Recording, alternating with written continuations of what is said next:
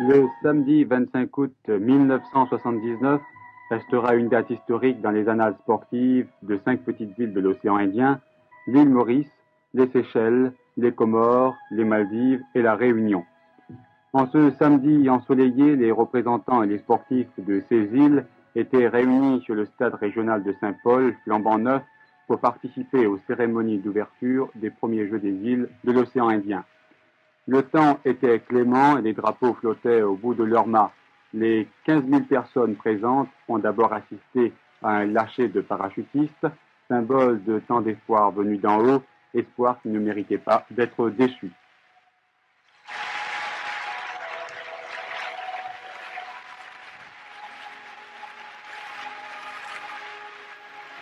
Le sourire, la gentillesse et le charme des hôtesses ont également présidé à cette cérémonie.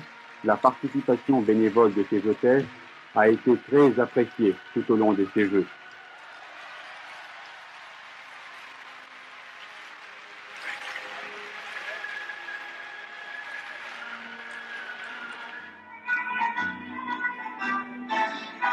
Mais les codiers étaient aussi de la partie pour exécuter un lundi consciencieusement travaillé.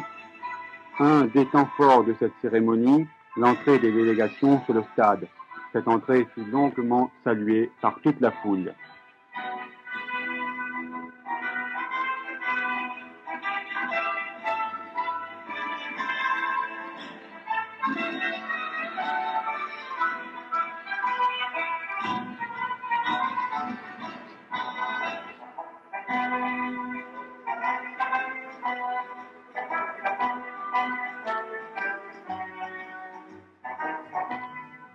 Cette cérémonie à la fois grandiose et émouvante ne pouvait faire oublier les objectifs de ces premiers Jeux et les efforts de ceux qui n'ont jamais voulu faire le compte du travail dépensé pendant plus de 2 ans. L'objectif des organisateurs était moins d'obtenir des performances que de créer l'occasion pour des athlètes d'horizons lointains de disputer des rencontres sportives amicales. Malgré les incertitudes, le pari a été tenu.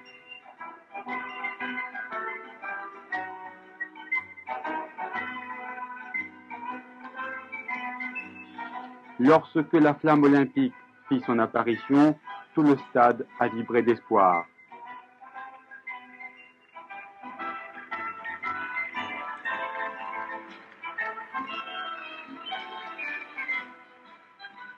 La cérémonie d'ouverture terminée, toutes les délégations s'étaient retrouvées au village des Jeux.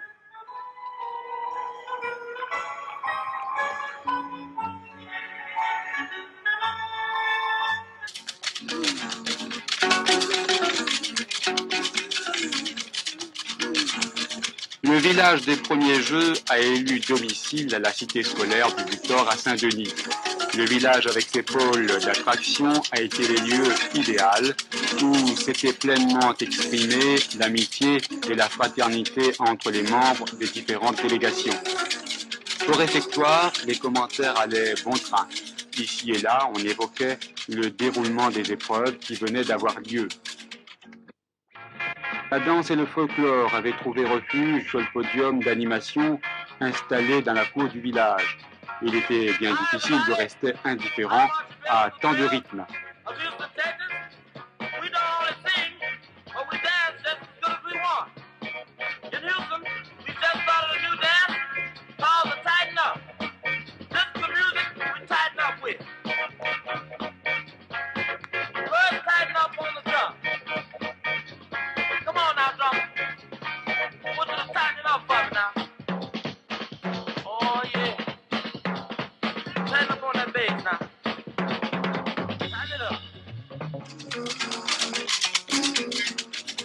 Quant aux chambres des dortoirs, elles n'étaient pas particulièrement luxueuses car il a fallu parer au plus pressé et héberger plus d'1 millier de personnes. Mais la prévenance des organisateurs a suppléé l'imperfection de l'organisation matérielle.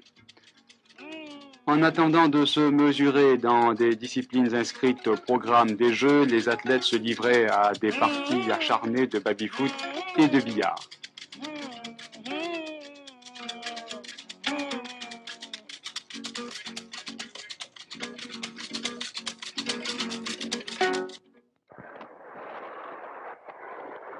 13 disciplines étaient prévues au programme des Jeux, dont la natation.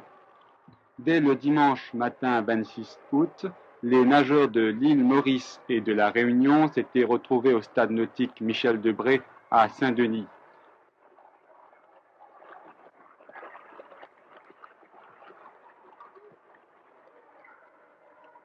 La délégation réunionnaise, avec à sa tête Jean-Yves Morel, qui a l'habitude des championnats de France, n'a pas rencontré de véritable résistance et a gagné pratiquement toutes les nages.